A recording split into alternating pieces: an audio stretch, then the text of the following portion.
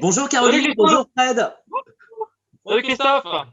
Mais quelle belle librairie! Où est donc-elle située à Strasbourg? Eh ben tu l'as dit à Strasbourg. On est au 46 rue du Fossé des Tanneurs. C'est une petite ruelle qui rentre dans le quartier historique de la Petite France. Petit quartier touristique très sympa. Et Super. voilà. Alors, quels sont Justement, les trois coups Strasbourg, de cœur dont vous allez nous parler? eh ben écoute, on a décidé de te parler de trois bandes dessinées. L'une qui est sortie en début d'année, l'une qui est sortie juste après le premier confinement et l'une qui vient de sortir juste avant le deuxième confinement. Je commence, allez. Je vais commencer par celle qui est sortie au milieu entre les deux confinements. Il s'agit d'un travail comme un autre de Alex W. Inker. Donc Alex W. Inker, c'est un jeune homme qu'on commence un petit peu à connaître et qu'on connaîtra sans doute encore bien plus après cet album, qui est tout simplement magnifique. Je ne sais pas si tu le connais. Non, je ne l'ai pas lu encore, mais je vais le Tu l'as pas lire. connu. Ben, il faut absolument parce qu'il est magnifique. Il a décidé de faire un travail en bichromie. Donc, je partage un petit peu la vue. C'est absolument fantastique ce travail. Ses oppositions, ses contrastes, vraiment c'est très très beau. L'histoire, on est dans une histoire qui est adaptée donc d'un roman de Virginia Reeves, qui est un roman qui se passe en Alabama dans les années 20-30, donc au moment de la Grande Dépression aux États-Unis. Et on va suivre un homme qui est passionné par son travail et passionné par l'électricité qu'ils sont en train d'installer petit à petit dans tout le sud des États-Unis.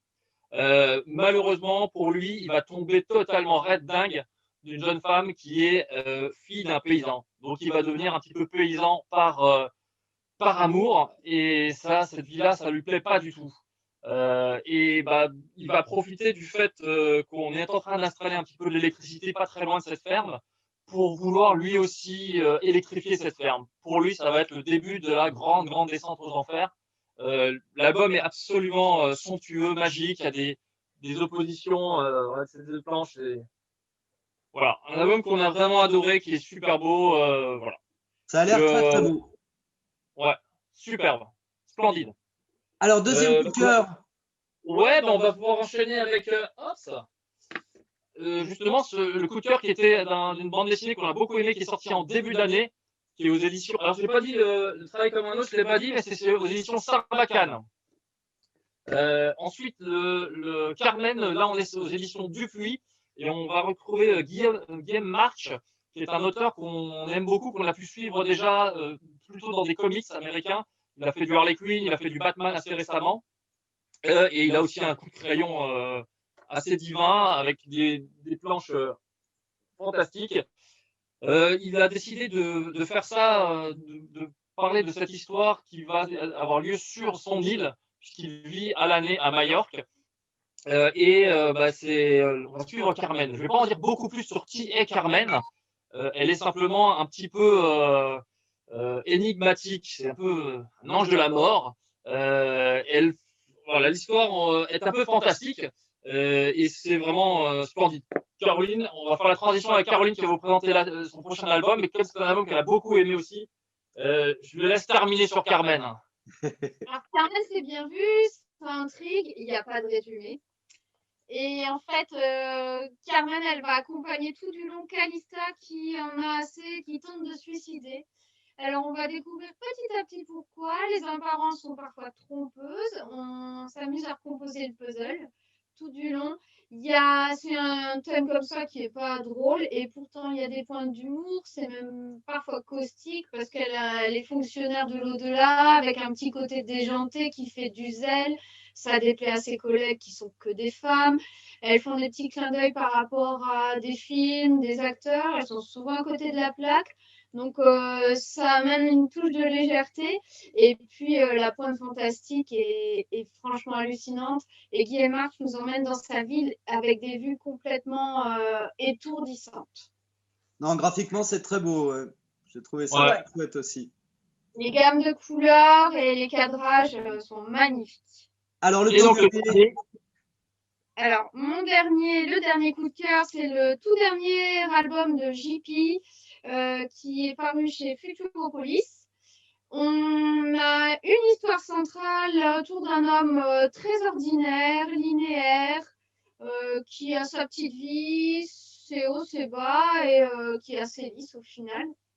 Et JP arrive à nous passionner pour cet individu anonyme presque, parce qu'il nous touche beaucoup. C'est quelque chose de très humain. Montre un peu l'intérieur quand même. La prouesse aussi, c'est qu'il va jongler avec les styles graphiques, le ton de la narration. On a cette histoire centrale et puis des petites histoires périphériques qui, au départ, parasitent presque l'histoire principale. Et du coup, ça nous mobilise. On se demande ce que ça fait là, le pourquoi du comment. Et tout du long, on va chercher à trouver le sens et le message qui nous lance, qui nous livre. Je résiste pas à vous montrer la couverture sans la jaquette qui est quand même plus jolie. Voilà. Ah oui. Et là, si vous voulez le voir retrouver en librairie, ce sera cette jaquette-là. Voilà. Mais tous ces coups de crayon ont un sens. Et il va nous parler tout simplement de l'homme dans son histoire familiale, dans les événements qu'il traverse avec plus ou moins d'aisance.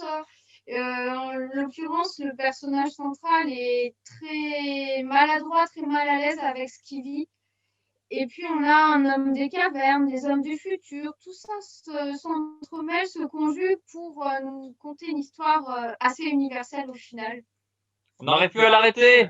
Bah oui, c'est fou. Alors, comment fait-on, Caroline et Fred, pour venir acheter ces 3 beaux albums à Savabilé? Eh ben, on peut faire ça en click and collect, en allant sur notre site internet ou simplement en téléphonant la librairie, en nous envoyant un email. Voilà. Puis en plus, il y a la possibilité maintenant de se faire expédier pour 1 centime les albums. Très bien. Et la librairie est ouverte, là, les gens peuvent venir spontanément. Et les gens peuvent venir spontanément à la porte. On est là pour leur donner des conseils aussi. Voilà, le métier change pas tant que ça, si ce n'est qu'on peut pas donner accès à notre stock et on peut pas faire rentrer les gens. Voilà. Bon. Eh bien, en tout cas, merci beaucoup de m'avoir accueilli dans votre belle librairie qu'on voit dans le fond. Superbe. Quel beau cadrage. Et à très bientôt. Il y a la même chose de côté. Salut. Merci. Salut.